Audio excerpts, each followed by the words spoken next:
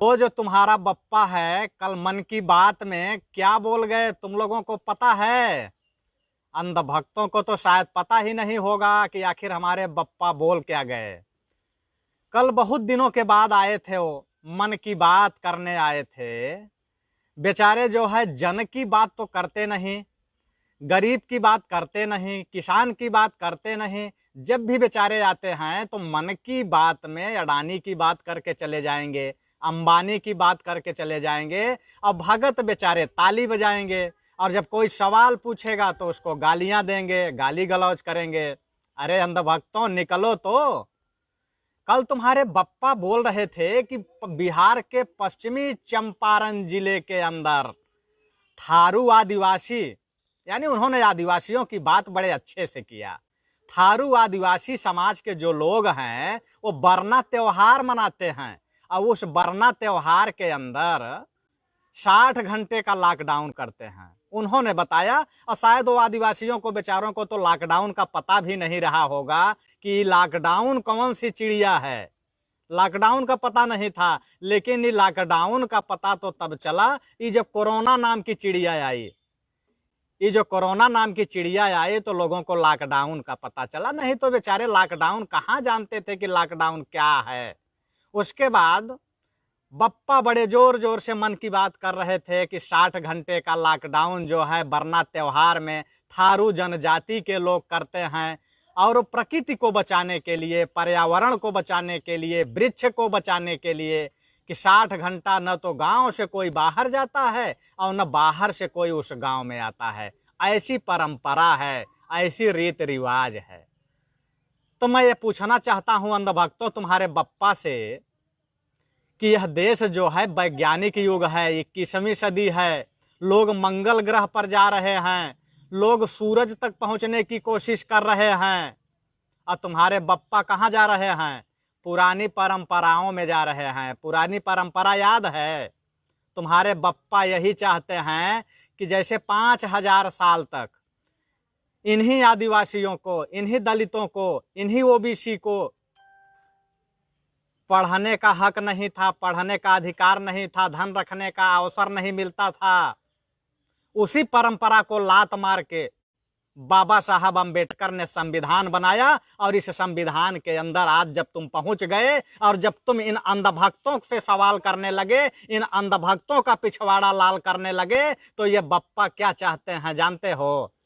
ये बप्पा यही चाहते हैं कि तुम उसी रीति रिवाज में जियो, उसी परंपरा में जियो। इसीलिए आज लॉकडाउन किया गया है। इस लॉकडाउन का मतलब समझ रहे हो? अंधभक्तों कहाँ हो, निकलो तो। इस लॉकडाउन का मतलब समझ रहे हो? पूरे लॉकडाउन में सरकारी संस्थाएं चालू हो गई, स्टैंप धकाधक बिकता रहा, अदालतें चालू हो गई, दारू का ठेका चालू हो गया, बसें चालू हो गई, ट्रेन चालू हो गया, मंदिर के दरवाजे खुल गए, चढ़ावा शुरू हो गया, लेकिन आज तक स्कूल नहीं खुला। स्कूल का दरवाजा नहीं खुला क्योंकि ये जो बप्पा है ना, ये अंधभक्तों के ये चाहते हैं कि पुरानी परंपरा लागू रहे। ये SC ST OBC माइनॉरिटी के बच्चे पढ़े ना, केवल वो इतना पढ़े कि उनको बता दिया जाए कि तुम जाओ रामचरितमानस में उठा के फला चौपाई पढ़ लो। कौन सी चौपाई पढ़ने को बताएंगे जानते हो? हम तो कभी रामायण पढ़े नहीं हैं, तो हमको तो चौपाई मालूम नहीं है कि कौन सी चौपाई की बात होगी, किस चौपाई की बात होगी, ये तो पता नहीं है। लेकिन उसी में कोई चौपाई है कि ढोल गंवार शूद्र पशुनारी ये सब हैं ताड़न के हारी, शायद ऐसा है। और यही चाहते हैं कि केवल इतना ही पढ़ें। लेकिन जिस जनजाति की बात बप्पा कर रहे थे अंधभक्तों के, जितने भी साथी देख रहे हैं सभी साथियों से मैं गुजारिश करूंगा कि आप लोग इस वीडियो को ग्रुपों में शेयर करते रहें, लोगों को इनवाइट करते रहें, लोगों तक पहुंचाते रहें, क्योंकि आज अंधभक्तों की बैंड बजानी है।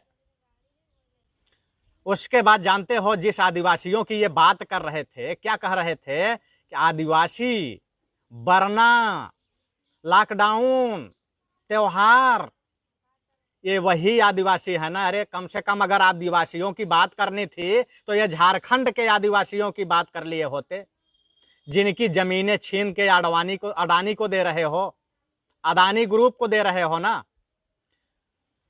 रिलायंस को दे रहे हो, वो भी तो आदिवासी हक और अधिकार की बात करते हैं तो उनको नक्सलाइट घोषित करके उनको मार दिया जाता है, और उनकी बहन बेटियों को थाने में बैठा के उनके साथ क्या होता है ये किसी से छुपा नहीं है।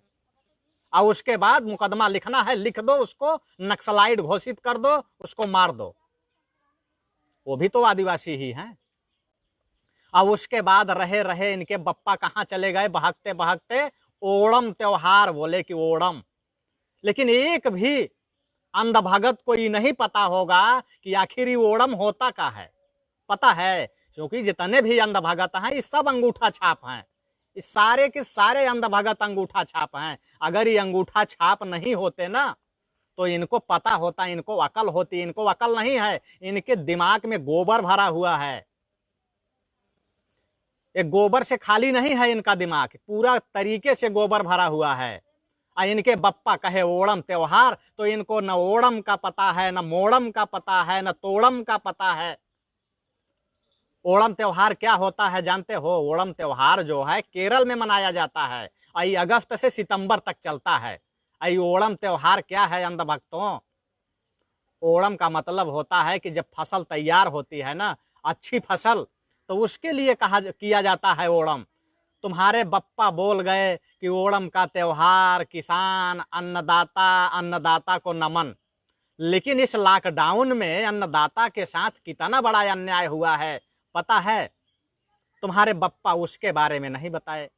यही किसान है ना जिसका दूध 15 रुपए लीटर बिक रहा है, आज भी वही है। और उसके बाद गेहूं की कीमत आज देख लो तुम, गेहूं की और चावल की। आज गेहूं 1400 रुपए कुंटल बिक रहा है गांव में, 1400 रुपए कुंटल। और सरकार का एमएसपी रेट क्या है जानते हो?